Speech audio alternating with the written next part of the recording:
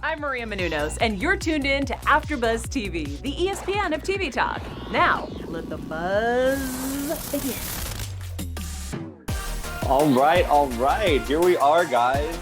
Rick and Morty season 4, episode 7. Get off my face, bro. This one was super fun. Tell me, guys, what were your overall thoughts?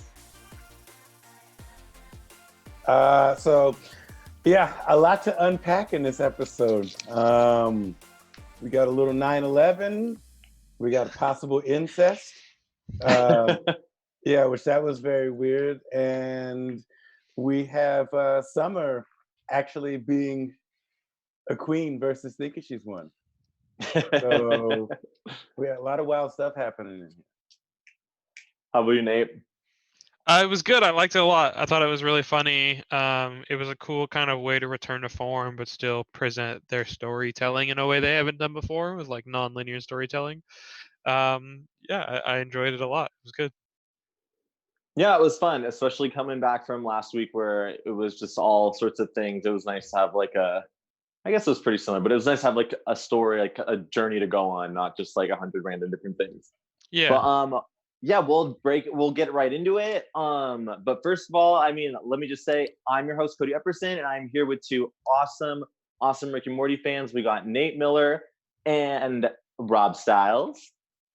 And guys, let's just bust it open. One thing what you said, Rob, was that Summer was not just acting like a queen; she actually had to be one for once, and that was so. I don't know about you guys felt about it when they were at the dinner table, and they're like, "Oh, how did Summer like it?"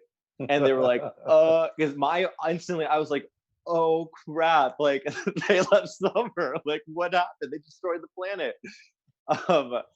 Rob, tell me about how you felt about all that. To be honest, I didn't know that they had left Summer. I was like, wait a minute, No, me neither. Where was Summer? I didn't see her at all. Yeah, you're not supposed to know. Yeah. And they started it right. And they started Nate right in the middle of like everything. So at first I was like, okay, is this an alternate version of like Rick and Morty again? That's what I thought immediately. But then, okay, like later on when you revisit the planet and you figure out what everything is going on. But at first, honestly, I thought it was like just another like alternate version, another version of Rick and Morty from another dimension. Yeah, I'm right. I thought so initially. I thought, like, okay, this is like alien on your face world, and I was like, but then it kind of cleared that up. But how about you, Nate? How did you feel about all of about the planet and then leaving? I just thought it was. They did it on purpose, but I thought it was so funny that they left her behind. Yeah, it was a great punchline, but also it just kind of, it was the fuel for this story device that they decided to use of coming in, because we've done this before where like we come into an episode and it's at the end of an adventure and then it goes into another one kind of a thing. So we're being led to believe that this is the end of this adventure, only to find out that it is not the end. Well, I guess it technically is it is still the end, but there's the rest of the episode is the beginning and middle parts of that adventure that we didn't get. So this is it's really funny, the idea that like they would go on an adventure and take Summer with them and then just completely forget about her and come home. That's funny on itself, but then also like the deeper story aspect of using that as a way for them to get back and then have to find Summer and then realize, oh shit, we are actually the bad guys in this story, which is it's a really cool story reveal, but also it's just really funny within the context of not only this episode, but also Rick and Morty in general, like the commentary on the death and destruction that they have sown. And because we see it through their perspective of, oh, these are just aliens, they can die, whatever, everyone's like, yay, Rick and Morty. But like, what if the aliens are trying to be peaceful? What if the aliens have lives and families and stuff, and they just come in and commit terrorist acts? Yeah. Yes. Right. And the thing I think about this too, another thing I think about this is like Star Trek. This is like opposite of Star Trek. Like in Star Trek, they go to other planets and they don't mess with anything. They just try to investigate and see what's going on and bounce. No, Rick and Morty destroy every planet that they've ever been to, and it's almost like, if you think it like like in the terms of like imperialistic countries that have like went to other places and just destroyed and like kept on rolling. Yeah, and it was so funny because it's like they're like from the initial point where they come out of this like alien trance and literally it's like Glorzo is peace, but then they still just go in and destroy everything on their way out. And then they come back and they're like, this is why we don't return to our past adventures, because we usually leave it in shambles. And it's just so messed up because like I was a little like torn, like back and forth, like is it because like these aliens they're taking over people's bodies but then some are made them peaceful. But then like are they still good guys if they're taking over other life forms as hosts? So like that was something that I wasn't sure, like, did they really do something so bad? There's a lot. I mean, it depends on how deep you really want to look at it. They were there for a while, I don't think for years, but when you when you're to reproduce your species and like instantly come to full adulthood. Birth to the beast that's inside of it. Everybody like stopped it, and which is like, okay, how did I mean? I got a little confused because I'm like, okay, I know she's the like god in all of the planet, but how did she just convince everybody to go against the nature of the alien inside of them? That part I actually liked because with that scene with her with the toothpick and like the oldest one is like 29 minutes. And then he's like, whoa, we have to do it the old way. Let me show you. And then dies, right? And then the other old one does the same thing and dies. So then the rest of them are all the young ones who don't know any better. So that's why they go along with her plan. It's a great joke for how sometimes older people can be so set in their ways that they don't see how self-destructive that they are. Lots of cool commentary going on here. Of course, there's always levels to this show. Definitely youth culture forever. Yes. And then it was so simple. She was like, who wants to change the rules? And they were like, okay. Like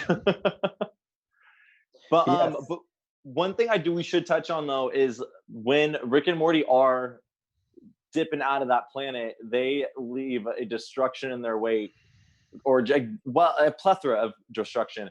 And there's a slew of references to everything that they're doing. Yes.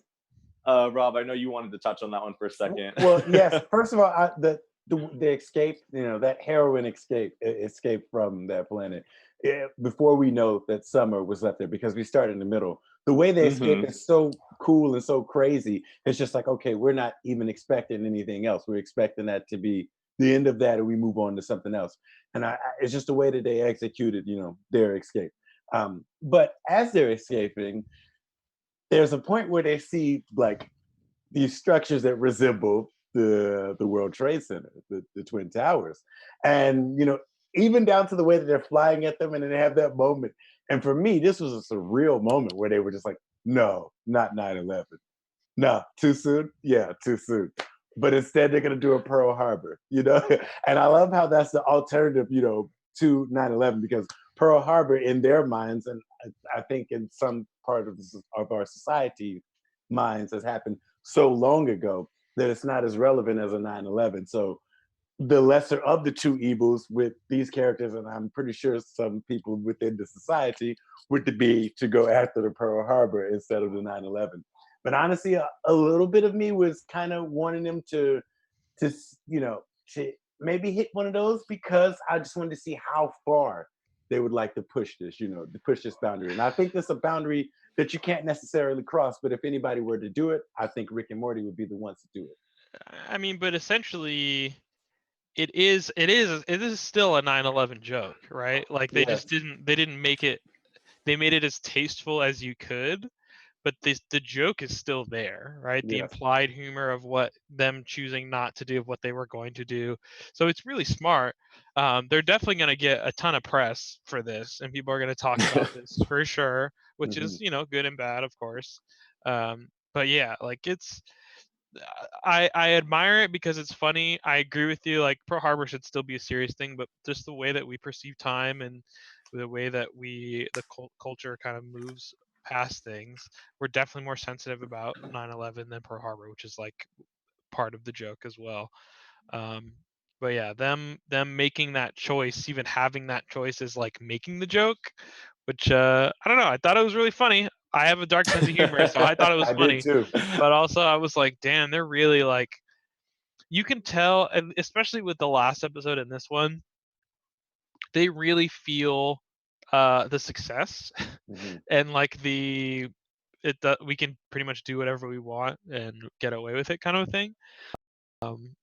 And they're riding that out. So Yes, they are. it's very entertaining to see for sure. Nate, I think it also goes back to what you were saying about the whole thing with youth, because our generations, 9/11, Pearl Harbor is 9/11. Yeah. So, the older generation, the boomers, that's their 9/11 was Pearl Harbor. So I think that's interesting, like to tie that back to what you were saying earlier, man. Yeah. Next, it's definitely, but that's very true, and it's definitely has to do with like our perception and what we've experienced and what older people have experienced. Yes. And one thing that I thought was so fun. I don't want to say it's funny, but it is funny. Is that like as they were like shooting all these alien people and hosts and whatever, they're like, oh, it's like Star Wars, like it doesn't really matter. And it's like even the creators even touch on that later on. They're like, yeah, like you just kill the stormtroopers because they're the bad guys. You don't actually think, oh, does that stormtrooper have a wife and kids, or does that one have a family or having something else going on? And it's just they really go in and they just kill all these things. Yeah. And it was just like, okay, there we go. Were they actually, I mean, they're still taking people's hosts as hosts. Like, is it really all that peaceful or like good? I mean, it's not about good or bad or like peaceful as much as the metaphor beings, and all they know how to do is absorbs. What are they called? Gosms. Glorzo? Glorzo. Live for Glorzo, right? For So Glorzo. so instead of just living for 30 minutes, you can find a new host and slap an egg in them. You build things, right? You have a society, there's jobs, there's a council, there's now all these things of what is society, of like this idea of people working together for a common goal. So I mean, for them, it was a good thing for them. They got to advance and like live a different world, but also that was the whole thing. That's why the thing with Rick is so funny, with that video that you see initially the first time where they're like, why don't they like me? And he's like, oh, well, we're just supposed to reproduce and die. Our hosts are, that's what they're supposed to be for. Like, and if you're angry about it, oh well, be angry. And it's a great parallel to our life, how sometimes in our effort to, this might get me in trouble, in our effort Do to it. to I don't know, guideline things or safety things, we can, I don't know where I'm Just going. let it out, bro. Just let it out. It's funny that Rick is like, it comes across as he's being like this angry old man who's like shouting that we need to go back to the old ways. But I mean, technically within the species, like that is what they're there for, is to reproduce, is to die, make a baby, explode out the ass, and make a new host. So there's just this, every time I watch this show, and I'm going to do this every time we do this, but the writing is just so good, how they can have these silly poop jokes and like phallic imagery and all this cartoon stuff, and but also like the jokes have like meaning, and like you can really think about them, and they all relate to each other. It's just so well done. Like it just really, because there's tons of cartoons that have poop jokes, but they're not like this, they're not as Yeah. well developed. I think we should also talk about the whole "Glory to Go" song, which I think was Oh, like super. It was brilliant. It was hilarious. And, Classic Dan Harmon yes, song. and it was like a really smooth like dig at religion, and Oh of yeah. course the whole. I mean, I think some of the jokes in this show in this particular episode were about that too, and some of the themes were that whole theme of theology. But like listening to some of the lyrics of the song, how there's one part where they're saying like it's some shit that I like made up, like that line right there, and I'm like, oh, okay, I get this, because before summer came, like there was no like God, it was just hosts, moving to one another. And then summer came and now it's like a whole new, thing for them. But once again, it's like something that never existed. It still doesn't exist. It's in this reality for me.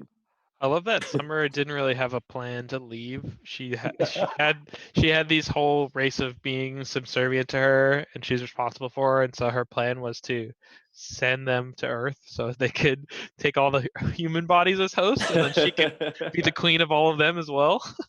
Yes. Summer had a I like the way Summer was where her head was at in this episode. She's a good leader for sure. Great. Yeah. It was hella funny. And then she's like, once they show up to like get her, she's like, oh, there you guys are. Like, Seize like them. I've been waiting for you. Yes. But then the line, I wrote this down because we have this whole moment where like I'm kind of questioning like the ethic of this alien race. But then once Summer kind of shows them a different life, like the two that are attached to Rick and Morty's spaces are like in love with each other. And we have this really weirdly incestuous scene, but like it's not Rick and Morty, it's the two aliens. And one thing what killed me was Summer literally goes, everybody around the office knew about Steve and Bruce. And it was just like so casual, even though like as viewers we're watching a grandpa and his grandson make out. I think this is going to be hotly contested amongst the fan base for the rest of time. To me, I read that scene as remember that Summer is telling the story, right? And she's made jokes about them before all the time.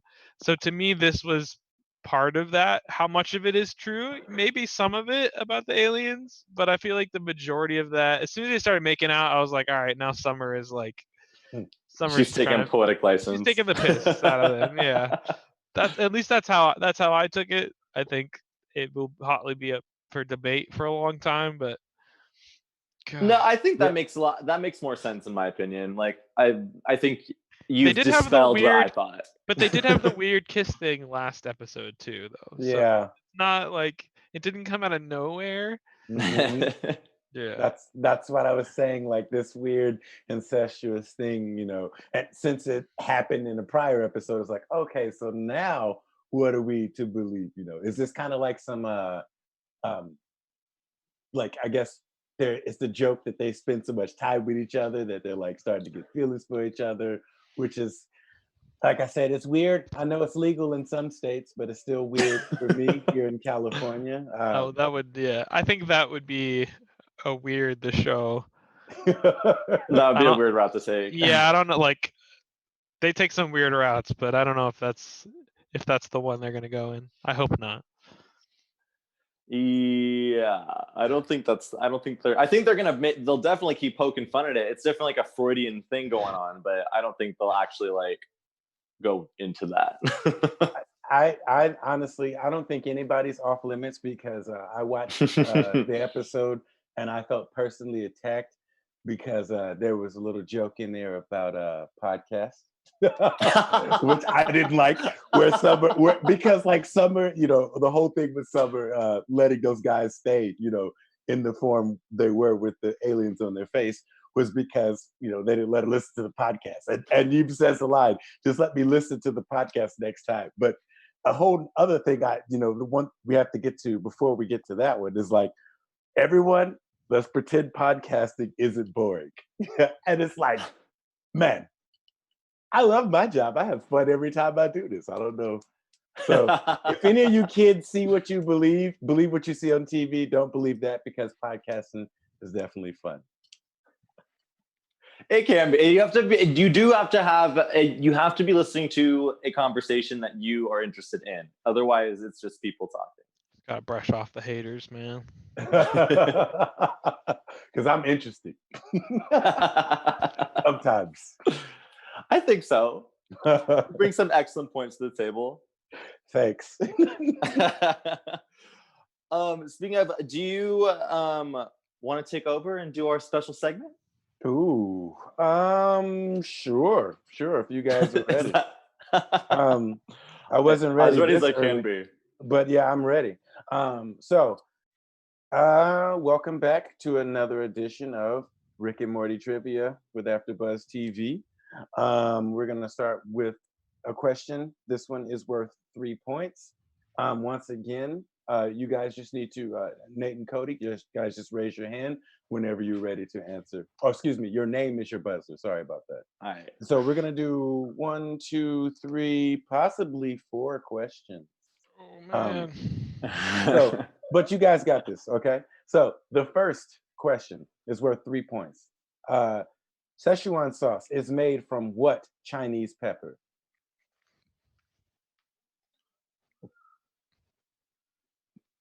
Cody. Okay. Is it a Szechuan pepper? Yes. You got it. Wow. 3 Genius. points. I was hoping somebody got that. Okay. I was gonna say red pepper. Right. You got it, Cody. Good job. What up on the board? Okay. So the next question. Actress Sarah Calky, who portrays Beth Smith, acted alongside John Goodman in this hit 90s TV show. Oh, Say your name for your buzzer. I don't remember what the show's called though. Okay, I'll ask again. And you have. I know her name is Sarah Chalk though. Sarah Chalk. Okay, I hooked on Bionic. Helped me a lot.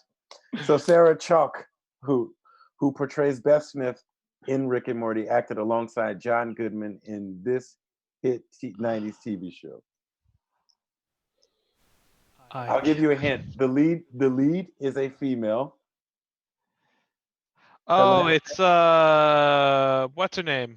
She just got Roseanne. There we go. Dang. You got it, Nate.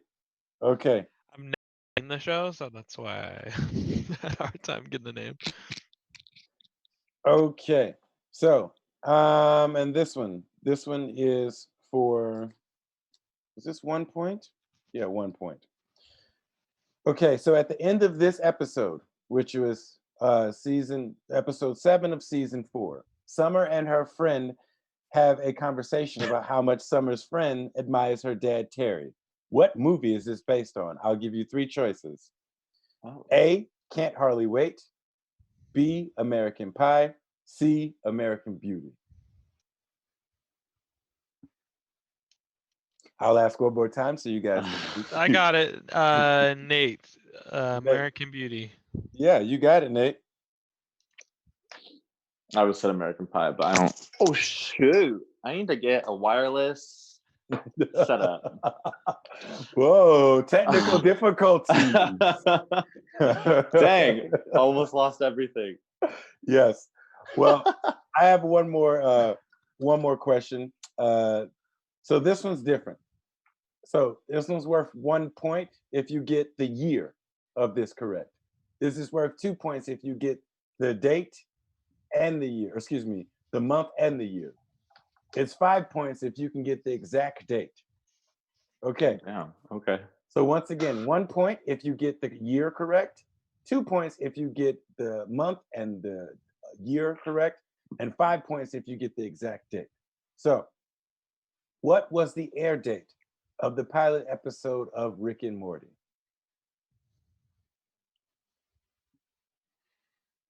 I can Google it. Okay. Okay, so let's just do the year then. I'll give you a hint. It's in between the years 2010 and 2014.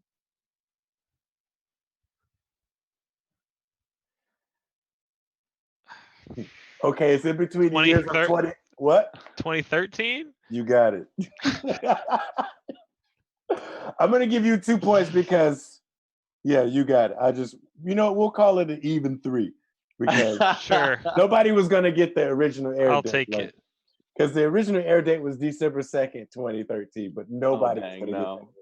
But still, Nate, I'll give you that one. Okay, well, thank you again, guys, for playing the AfterBuzz TV Rick and Morty trivia show. Thank you, man. Got some questions right this time. Got some numbers on the board. Right? Yes.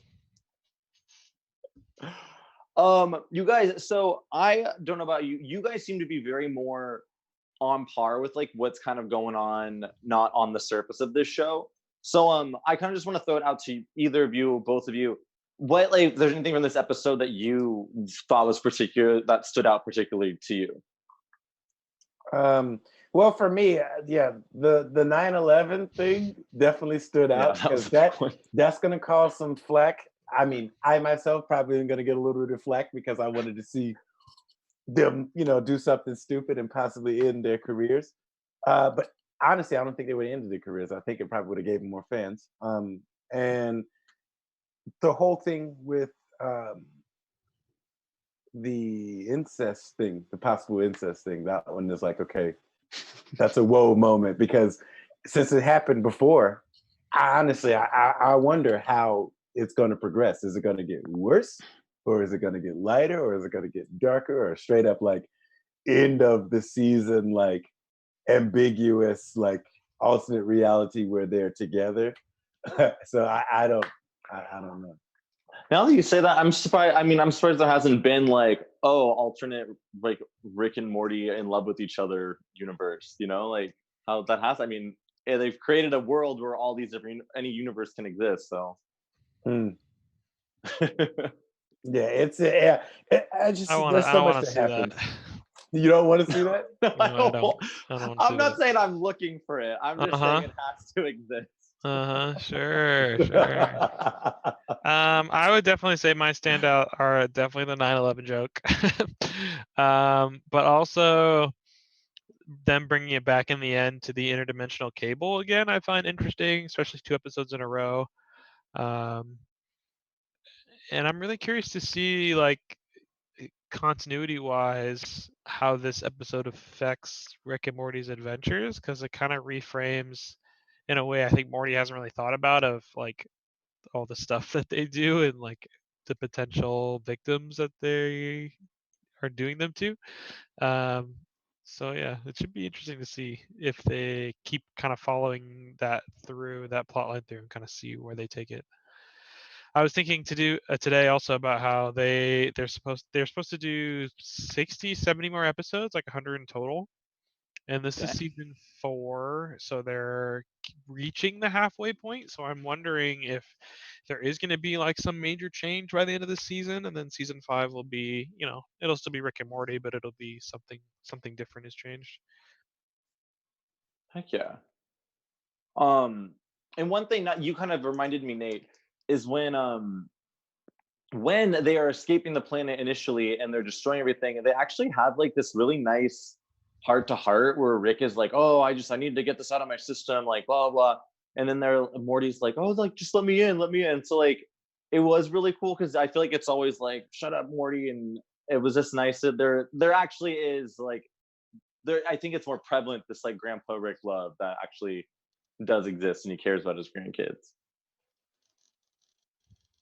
Yeah, no Yep. thoughts. Oh, I was waiting Agreed. on Nate to go first. I agree as well.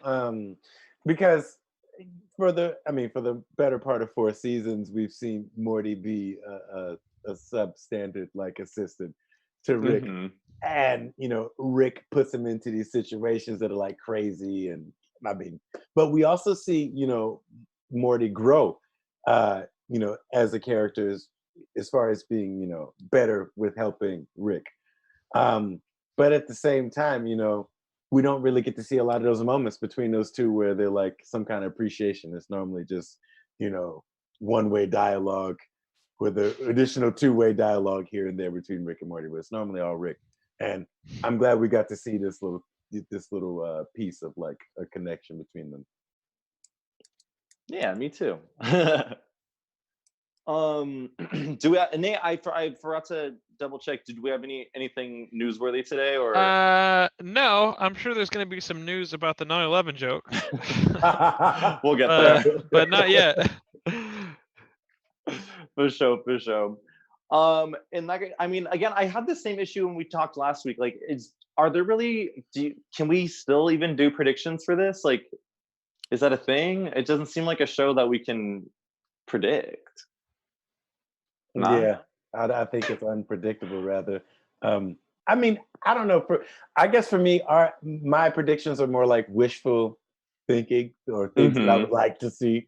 I would like to see Jerry get more involved with some different planets where him and Rick are doing things together. I would like to see Jerry, because Jerry had a really interesting last episode, you know.